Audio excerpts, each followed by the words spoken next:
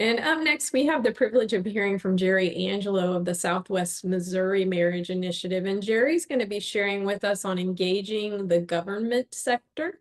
And I've never met a networker quite like Jerry. He really has a gift for connecting in the political sector. And so you're in for a treat.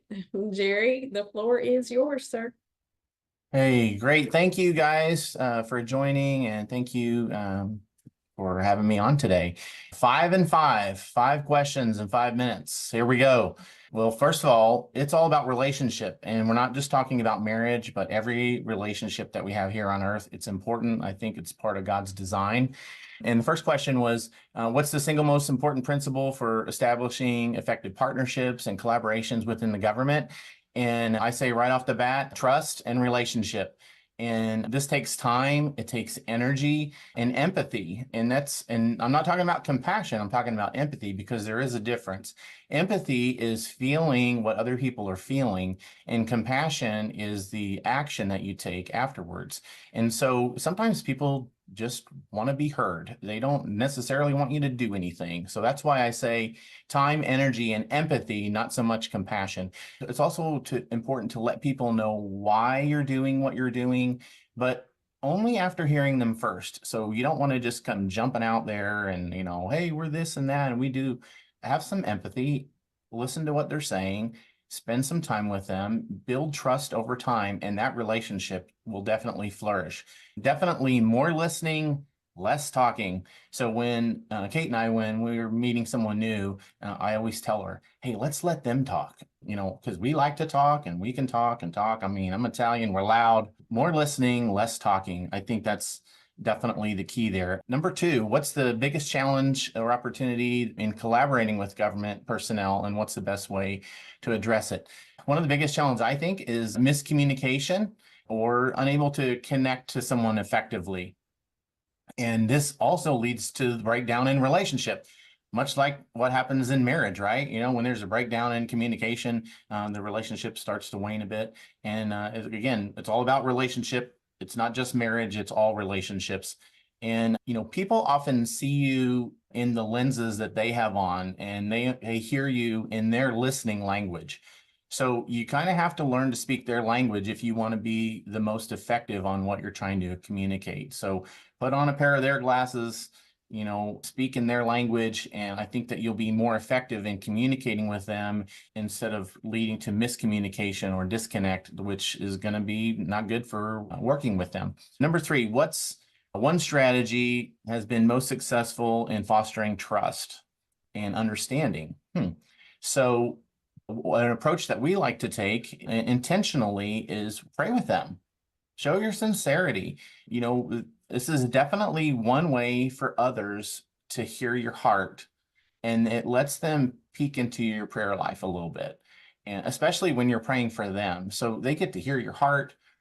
They get to get a peek in your prayer life. We have this thing that we do called the 6-minute prayer for couples, and the husband would pray, for 3 minutes in 3 different areas for his wife, and she gets to participate by way of listening to that prayer that the husband has with the Lord. And then we flip it, and then the wife does the same thing.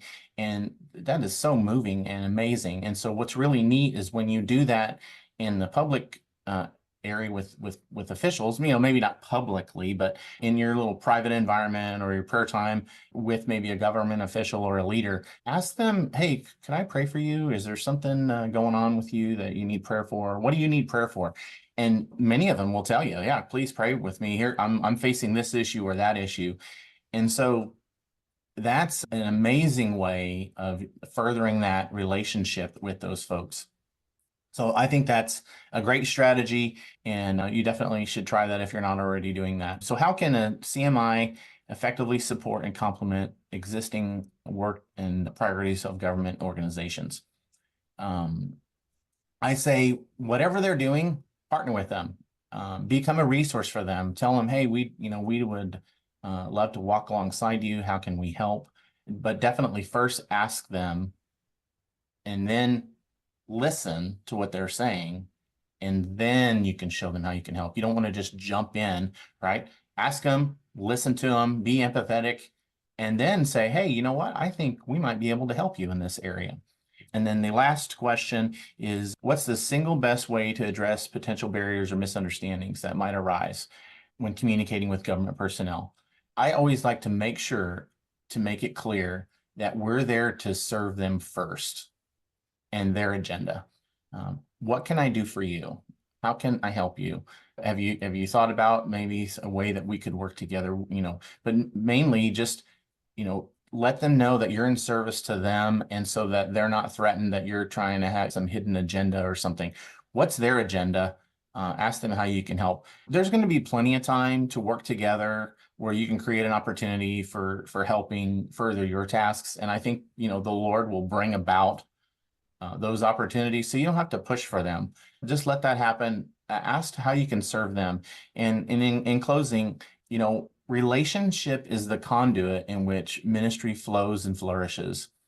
And, that is how things get done in the kingdom of God.